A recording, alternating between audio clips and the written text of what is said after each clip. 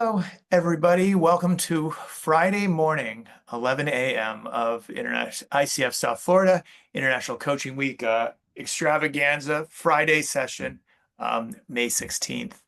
The name of this session is Neurodiversity in Coaching, the Systems We Swim In.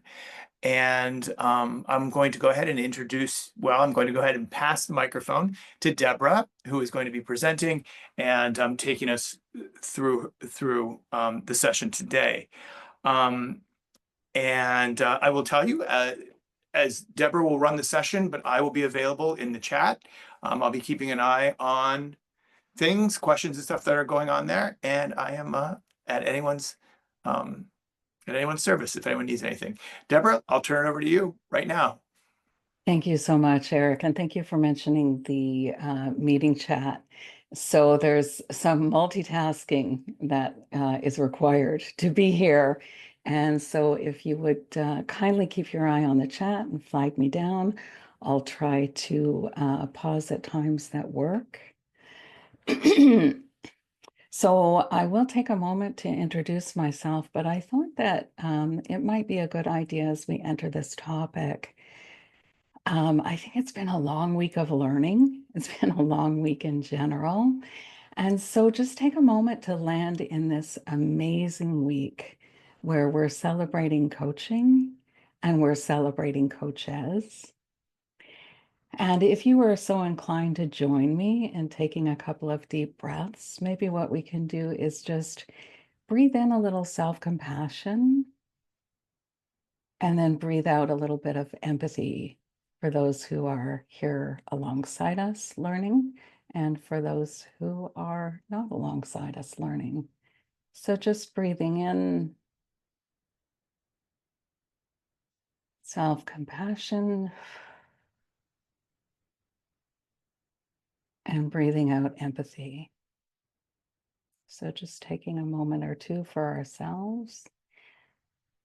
And in no small measure, this is a personal session for me and coming from a very personal place.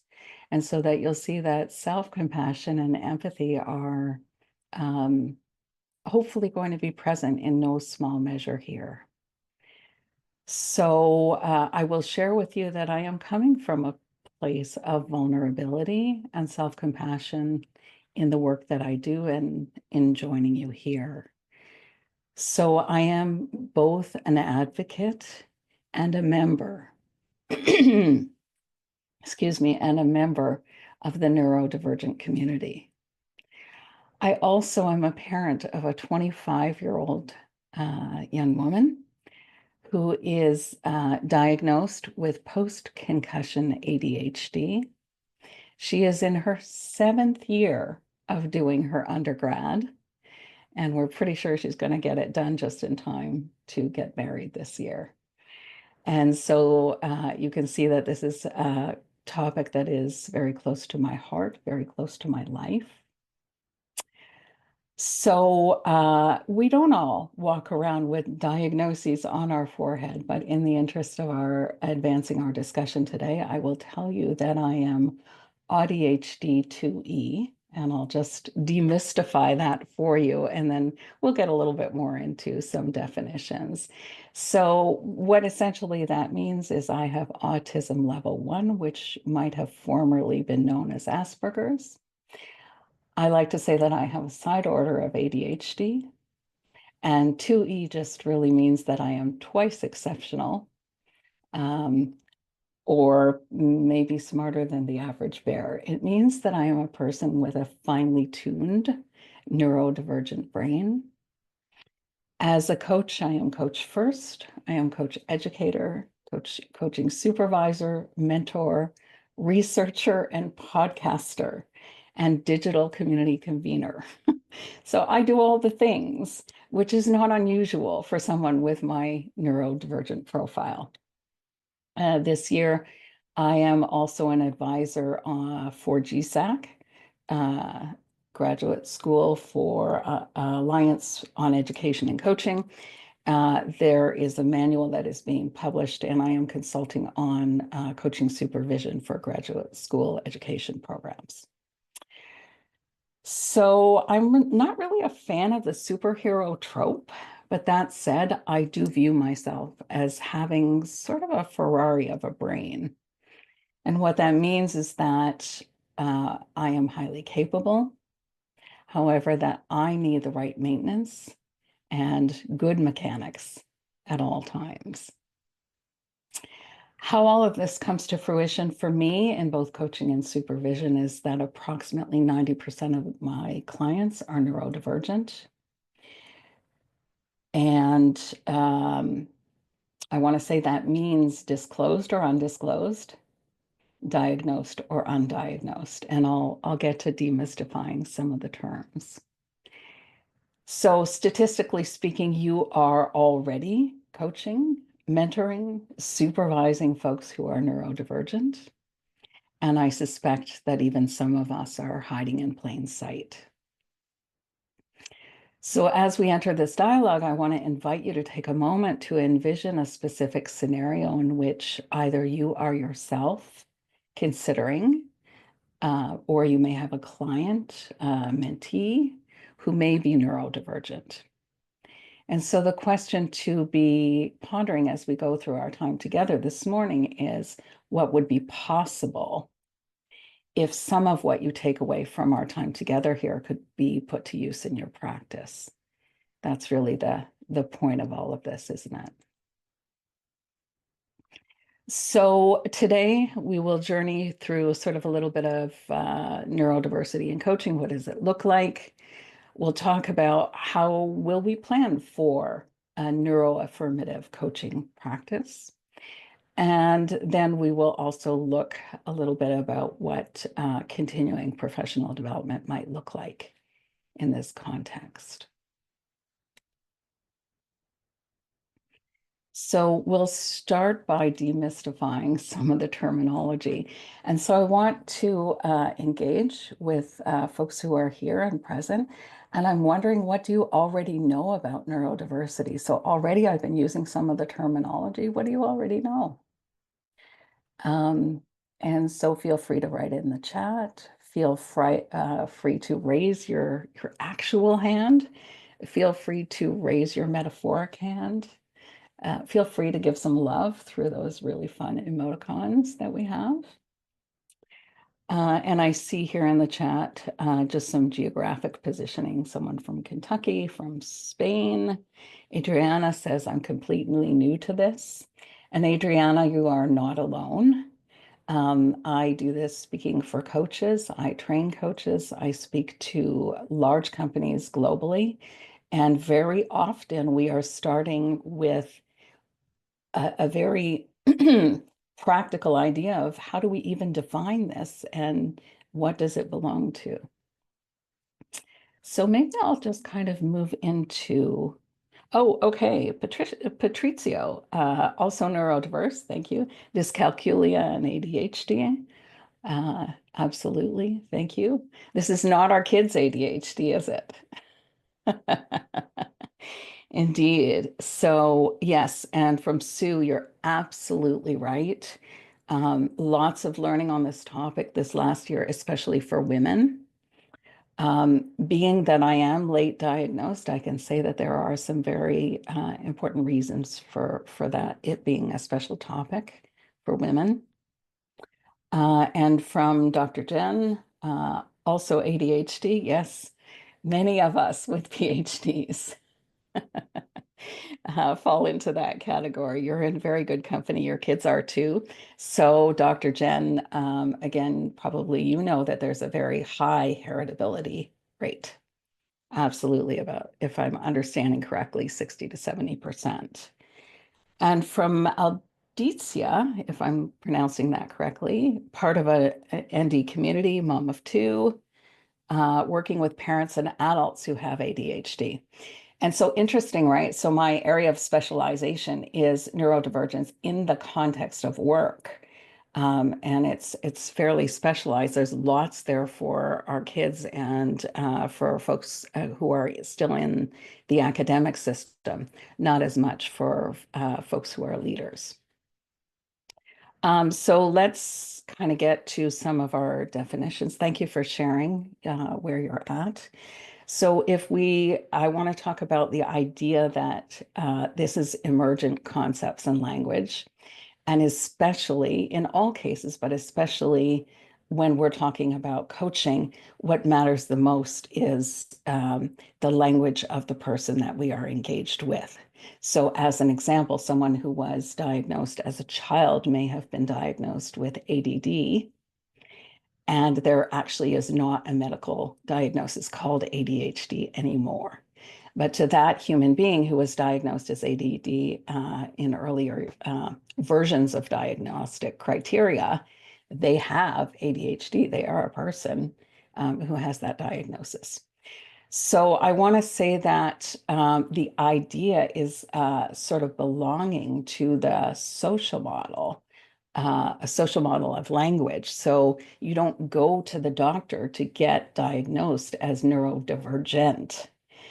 So neurodiversity is the idea that no human brain is exactly alike. We all think, learn, and process differently. And something I will say many times throughout our time together, brains indeed are attached to bodies. So our bodies also may be a little bit different in the way that they function. So if neurodiversity is the big umbrella, every one of us belongs under that umbrella. The neurodivergence is a subset of us. Neurodivergence is folks who may have a medical diagnosis. So I want to, again, just be clear. One does not go to the doctor to get diagnosed as neurodivergent. One may go to the doctor to get diagnosed with a condition that may fall under the umbrella, love that, under the umbrella of neurodivergence.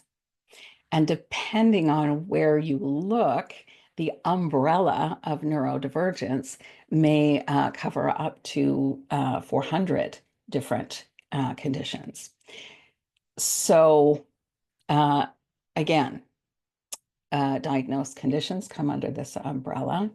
And what you heard in my introduction is that my daughter has an acquired diagnosis. So she was, if you understand a little bit about diagnostic criteria, it kind of works like a checklist. My daughter was quite young when she was diagnosed with a learning disability.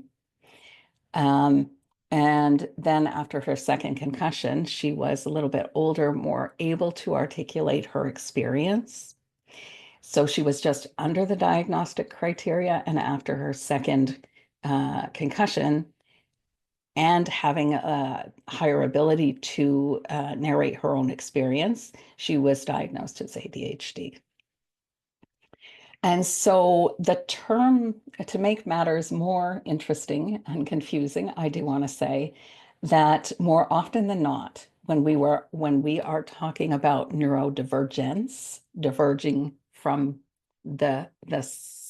I guess from the large umbrella, the smaller subset, more often than not, the terminology used is neurodiversity. So much so that I work with coaches training coaches to work with folks who are neurodivergent. But my training course is called Coaching Neurodiversity at Work, because more often than not, when we're talking about neurodivergence, we're using the term neurodiversity. So if you're confused, you're absolutely in the right place. I do want to give some context that the term neurodiversity was only coined in the 1990s. Depending again on where you consult, it would be attributed to somebody named Judy Singer. She was at the time doing her own PhD, I believe in Australia.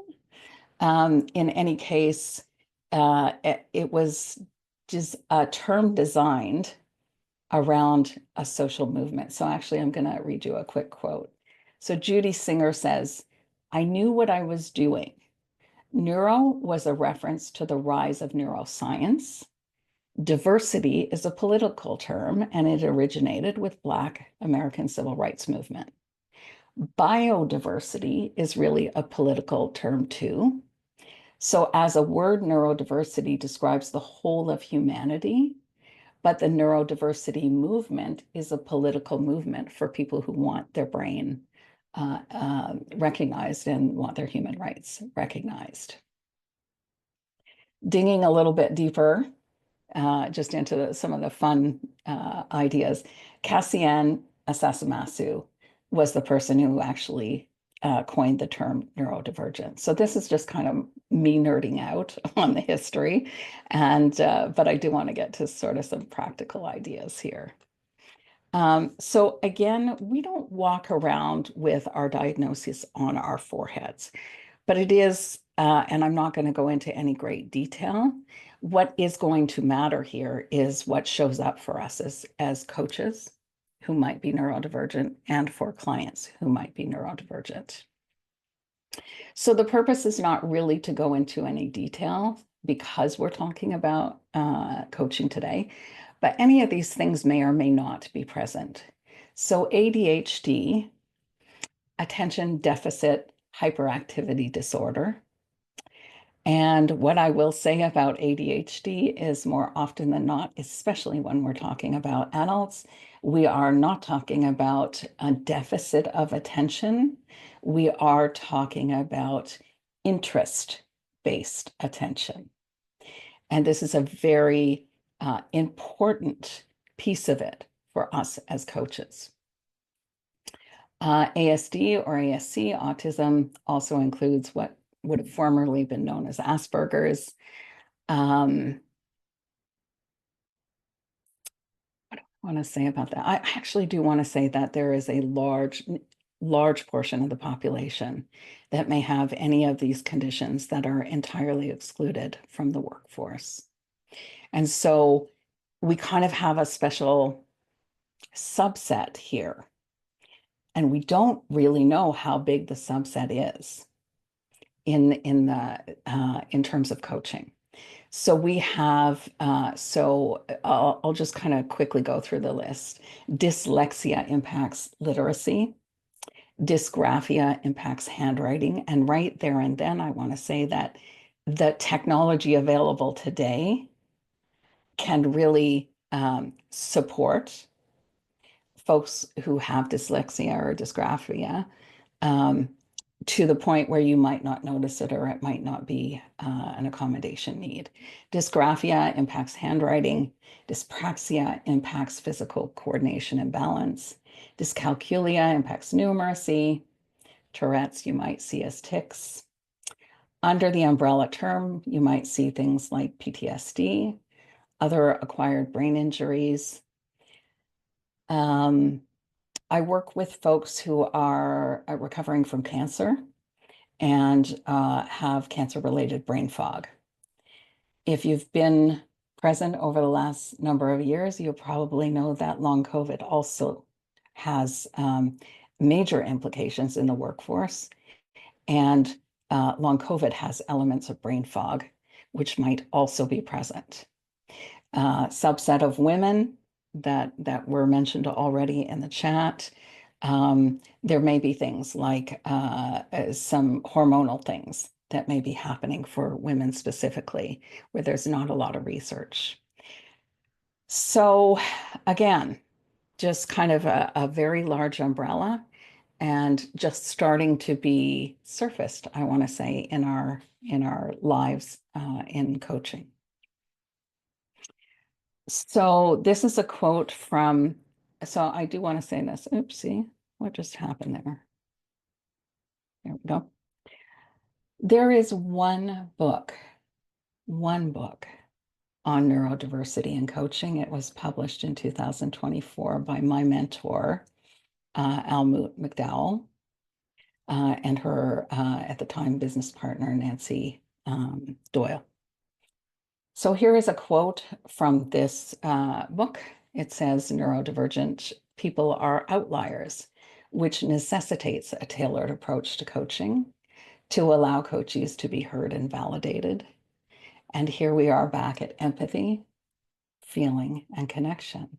So who could be better positioned than coaches to be working with folks who are neurodivergent? So I want to say a little bit about the roots and shoots of our profession. And this is where the title Systems We Swim In comes from. So if we say that the roots of coaching are in psychology, education, OD, sports coaching, I've heard many other things, but primarily, really, it's psychology, education, and OD. And so what I want to say about that is the American Psychological Association, the APA. If you have not read it, it is important to recognize this as part of inclusivity factors. That the APA actually in 2021, I hope you can still find it online, but they did issue an apology for their part in inequities in psychology. And so what we need to recognize is if psychology is that part of the root of coaching, then here we are. Additionally, so my thing here is I am not sure whether we as coaches have been weeded out of the profession by virtue of the way that we recruit and train coaches, or whether we are hiding in plain sight, whether some of us don't know or don't disclose. So we don't have a lot of demographic information in our profession. The first time demographics were done by, led by Jonathan Passmore. If you know him, he is out of, I believe, Oxford Brookes. I could be wrong, but he's also vice president at Ezra Coaching, part of the LHH network. So first time data collection in 2023, and I'll just draw your attention to the 2.8% of coaches as identifying as neurodiverse. That is in contrast to the world population, which is 15 or 20%, depending on where you check. So again and again, very low incidence of those of us who claim to have mental health issues. And so again, are we there? Are we hiding in plain sight? And then the other thing that I want to draw to your attention here is that where is the place for discussing this? So this is kind of a, this is a training, right? And so I'm bringing you information. And hopefully we'll have, in the course of an hour, some time for some dialogue. The thing is, continuing professional development, particularly reflective practice, is a place for us to weed through these ideas. What does the population of coaches look like? Am I neurodivergent? How am I dealing with my clients who are neurodivergent? So here we are. So what I want to say is that if we look at the system of coaching, and this is a really important piece. So neurodiversity, the big umbrella of brains, we're always here. All of us are always here. Neurodivergence is already sometimes in the system. So why learn about neurodiversity? Because we're already here. We're already here. And that, I think, is a really important piece of it for this discussion, which is that, I run a training program to help coaches specialize in coaching folks who are neurodivergent. And you already have neurodivergent clients, and some of you are already neurodivergent. And so the other thing that I want to say in that part of the conversation, something that I've learned in the last couple of years in developing this training, is that there is a big difference between a coach who is themselves neurodivergent and a coach who is coaching folks who are neurodivergent. So the idea that if you've met one of us, you've met one of us. If you are one of us, you are only one of us. And each one of our neurodivergences manifests differently. And so this is why I refer to neurodivergence as hiding in plain sight. It may be true for our clients. It may be true in the coaching community. And so how, and in broad strokes, might it show up in coaching? One way it might show up is the very same way that it showed up for me today as I disclosed. I have really nothing to lose by disclosing and everything to gain. It is my mission in life to be the person who stands in the back of the room and says, excuse me, what about me? Excuse me, what about me? And know in my heart that I am speaking for others who don't choose to or cannot speak up. So sometimes disclosure, sometimes recent recognition or curiosity. So what was already mentioned in the chat is there is a high heritability rate. In other words, if one member of your family has it, there's a something like 60% to 70% chance that another member of your family is diagnosable. And so what happens is as our kids get older, they get diagnosed, and one of two things happens.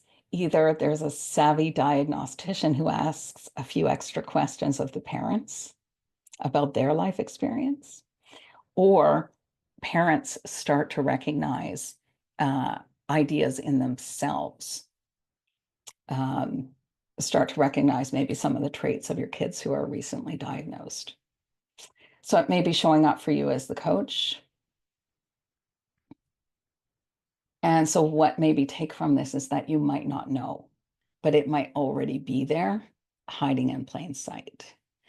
I'm going to stop for a moment, check in on the chat, and also check in on questions. How are we doing, Eric?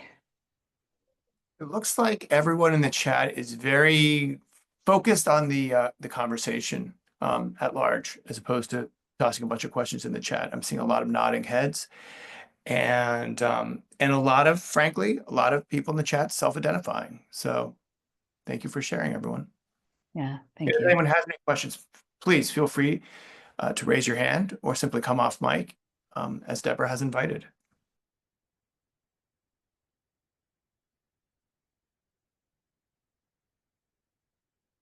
As we are taught to embrace silence as coaches, I will leave a couple of breaths. And I will advance the slide at the same time.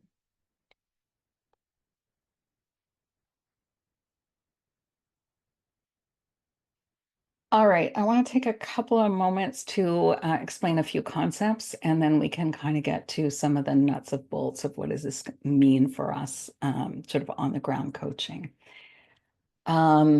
So I want to take this idea. This is one of my proprietary frameworks. So there is this thing that we call the double empathy problem that doesn't belong to me. The double empathy problem is what I'm going to explain here to you, first of all. So if you have, for example, yourself, the coach and the coachee, and you have neurodiversity somewhere in that universe, what sometimes happens here is that at the very same time that you are misunderstanding me, I am misunderstanding you. And in no small measure, this comes out sometimes in, if you have, for example, clients who are on PIPs, that doesn't happen very often these days, but it does happen. You may have clients who are maybe identifying as not being as outgoing or extroverted. And so I'm being read one way, but in fact, maybe I'm just a very, very deep thinker. It takes me longer to process. It also comes out on people's EQIs. I worked with a very large organization here in Canada where I had to help give some positioning on what do neurodivergent profiles, how do we show up often as low empathy. I show up as low empathy. On my EQI is shows up as low empathy. But when you break it down, it's very specific elements of empathy, and it's very one of the pieces of low empathy for me is that I have actually higher than average empathy. And what happens when I go into a state of overwhelm is like that, my empathy shuts down. And so it looks like I have no empathy. So here we are, we're kind of whirling around in the world, and there's understanding and there's being understood, there's misunderstanding other folks. That's the double empathy problem, okay, is that disconnect. And here is what I call the single empathy solution, and that's the my piece of it, which is creating this container in which we as neurodivergent folks can be understanding you and being understood, so that there's not these like scritchy lightning bolts happening. We're creating the container. And for us as coaches, it might be the very first time that person, a client, for example, or even a coach for that matter, truly and really feels seen and understood. And in no small measure, how this happens is kind of what we'll be going through next. But I do have to say that understanding, being understood, empathy, and self-compassion are absolutely at the heart of this.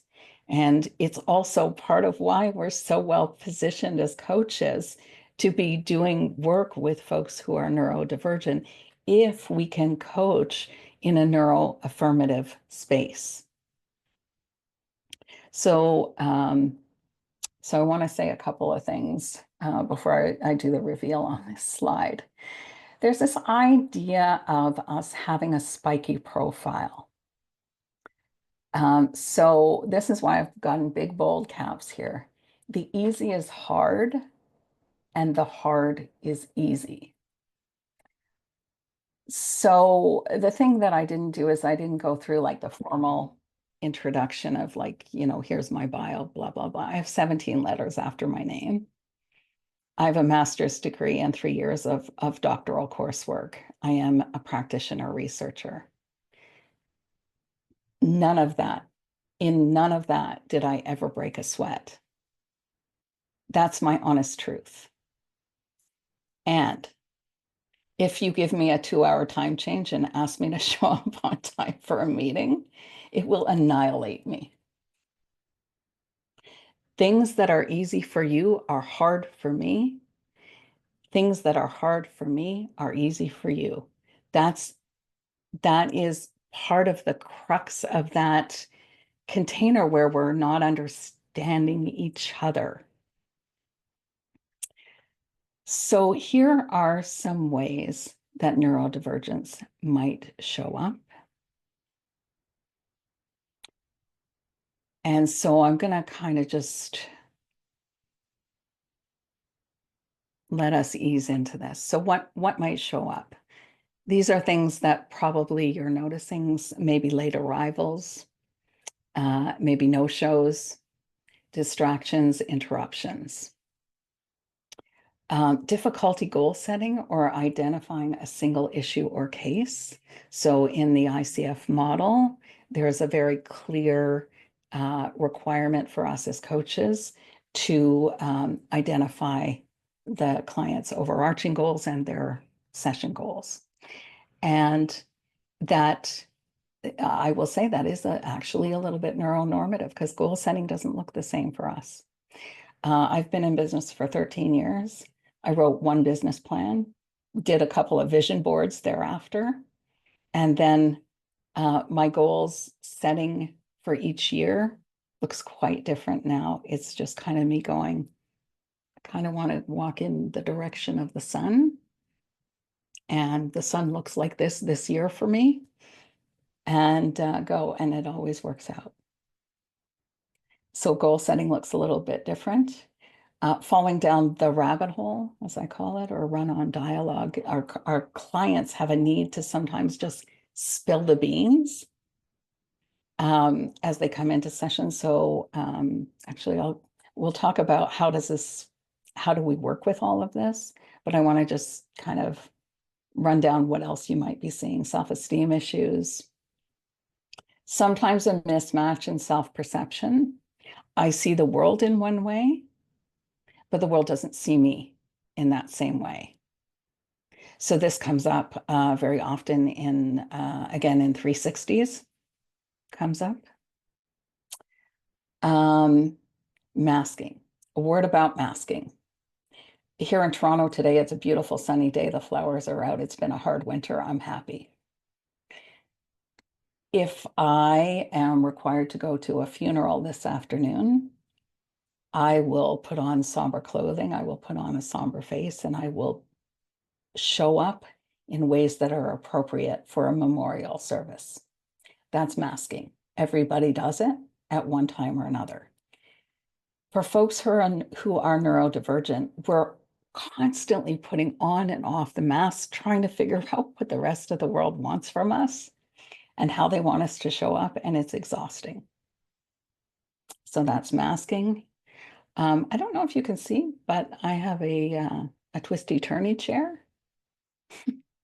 So you might notice a little bit more now. Hopefully it wasn't too noticeable until now. But having movement and our connection to our body-mind connection doesn't always look the same. So if, for example, you're a person like me who uses mindfulness in their practice, it is really important to consider that mind-body connection might look different for folks with neurodivergence. And see, now I'm distracted because I do see a hand. So please go ahead, Eric. Sorry, I didn't mean to distract you there. I apologize. Yeah, that's okay. We did get a question though, and I'll read it verbatim. What is the meaning of neurodivergent space?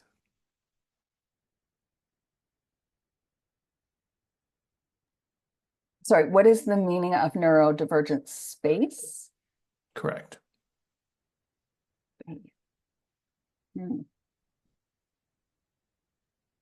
Maybe that's Okay. maybe. Yeah, I'm stuck on the word space. So I'll go to neurodivergence. And if the person who asked the question wants to come off mute, that would be great too. It was me. You Yes. mentioned divergent space. Unless I heard it wrong, it was being divergent in a divergent space.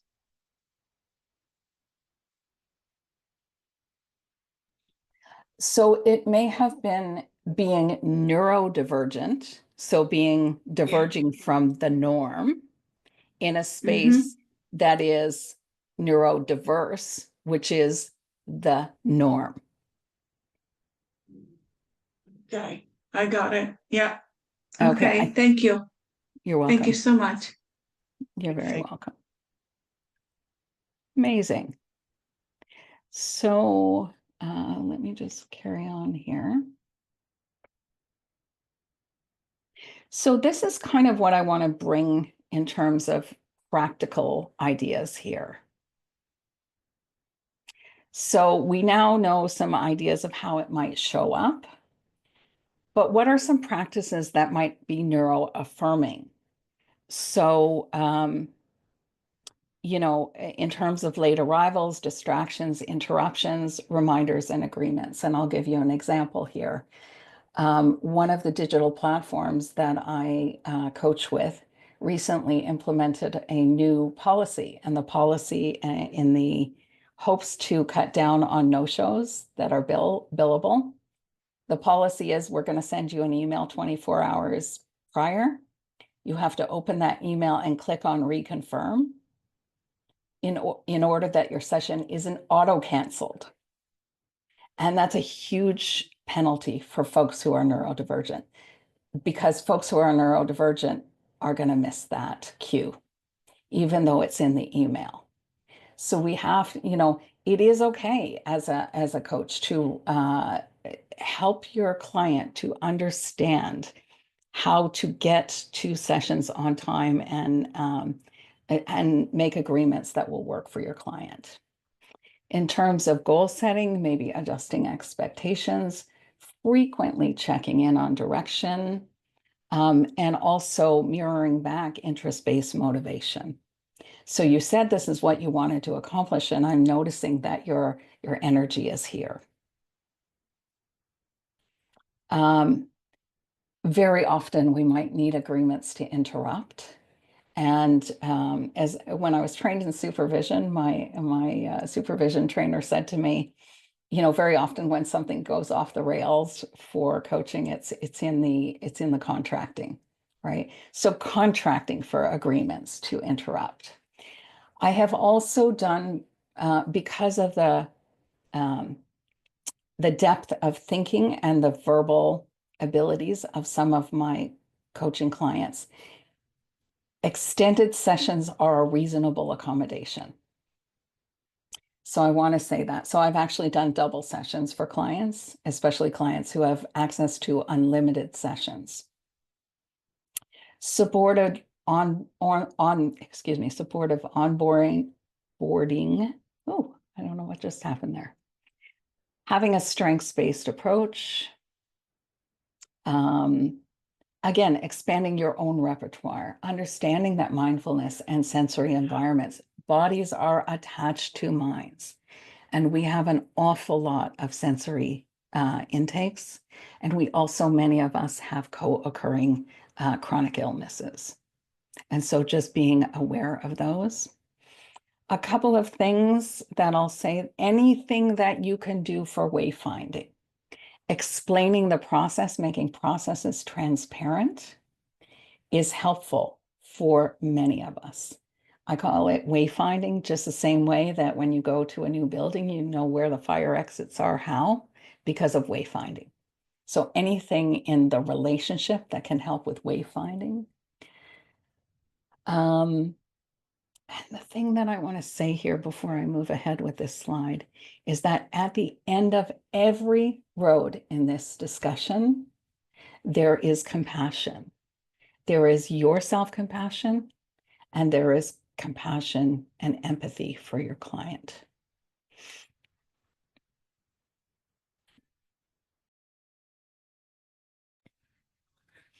I want to take a moment or two to talk about CPD. So here we are in a CPD, continuing professional development environment.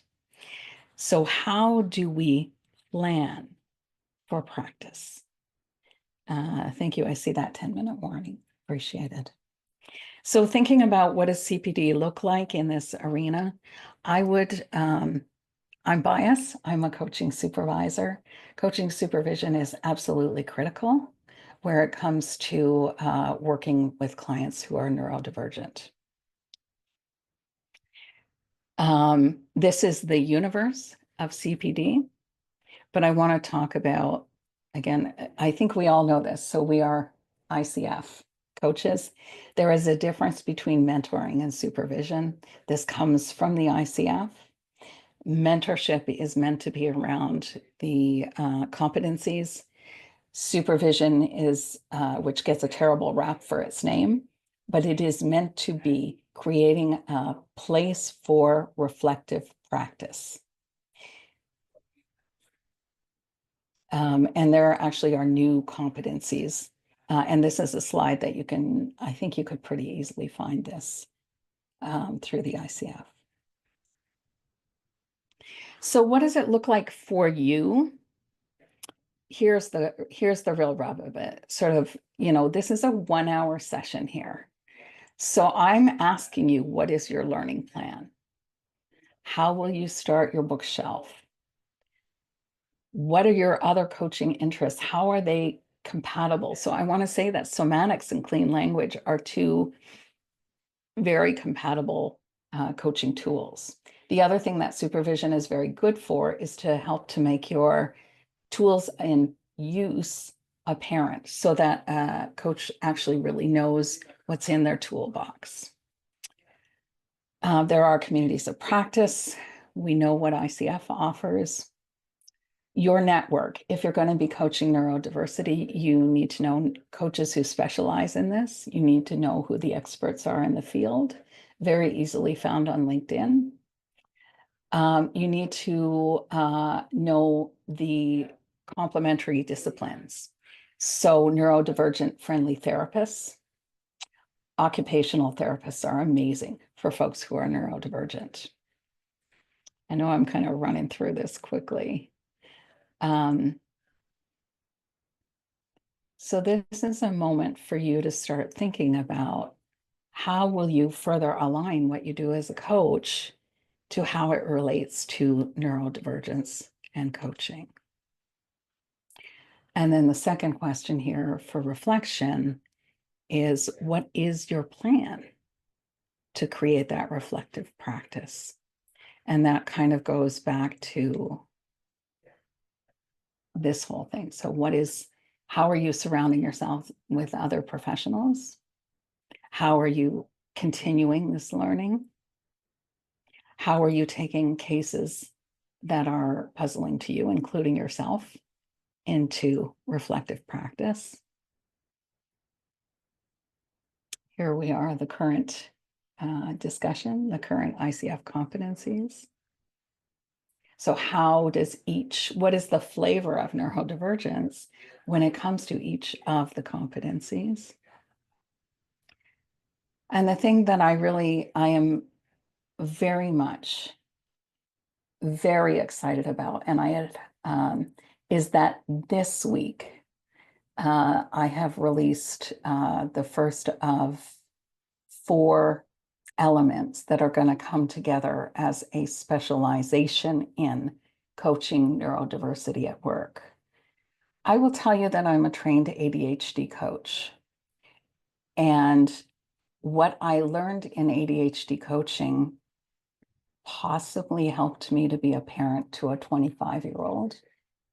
But it has everything that I have learned, I have brought together in terms of how are we coaching leaders?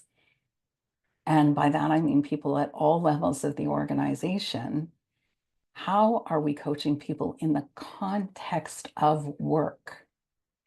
Because in the context of work, there's some very important elements, things like disclosures and accommodations, and to say nothing of the socio-political landscape. And so how are we navigating all of that? So we're in a very fortuitous moment. So we are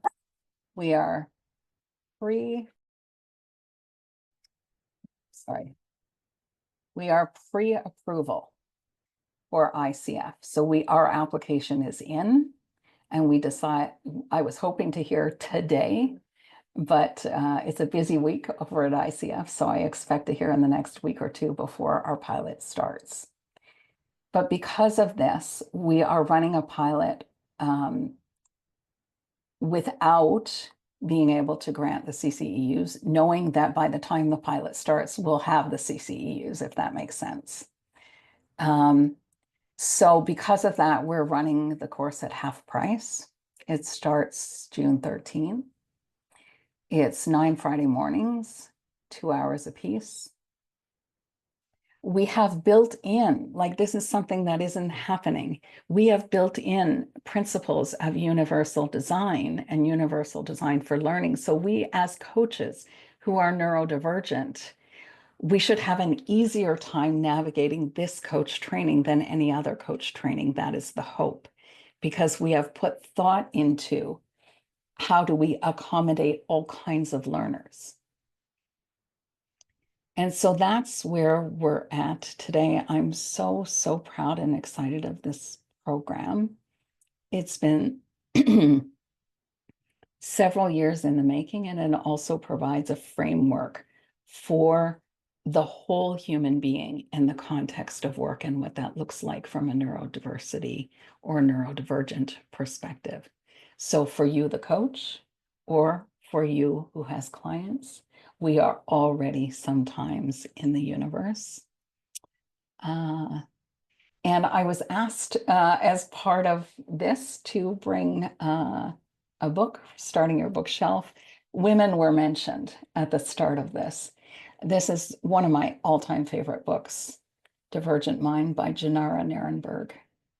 And it's a great place to start for some introspection. This is not coaching related, but it's a very good place to start. So I'm gonna, couple of things I'm gonna do is I'm gonna stop sharing. I'm going to now put some contact information in. Yeah, so let me do this. Hopefully it's not too many words. So this is more information on the program. Oh, it doesn't like that. Too many words. Oops. Just give me a second. I will take questions.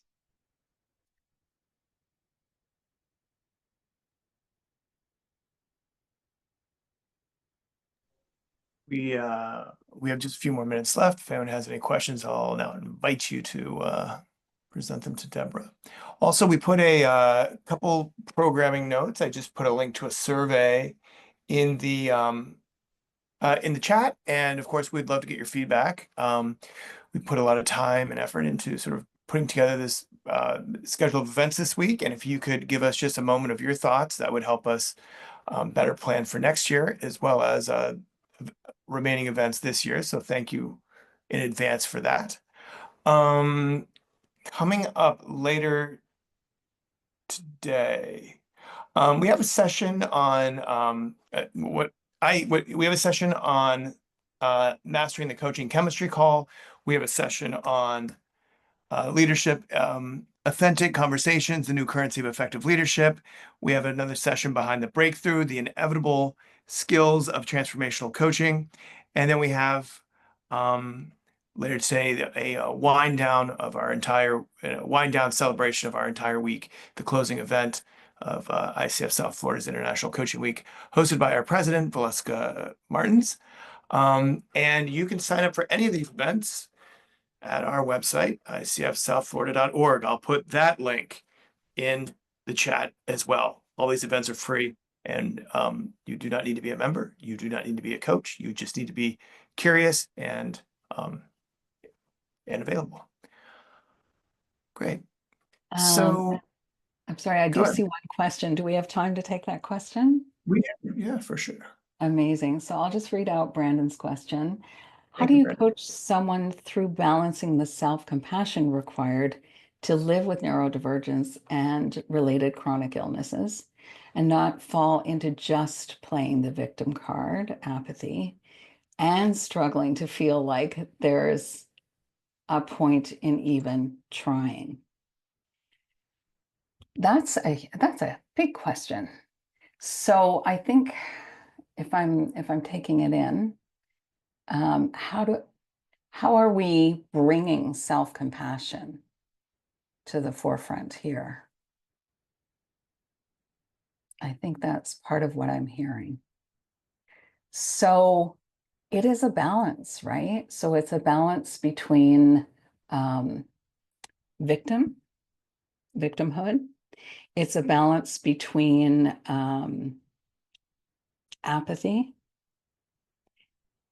I think the thing that I want to say is, and this is a funny thing to say to coaches, but sometimes people just want to be heard and held in their experience.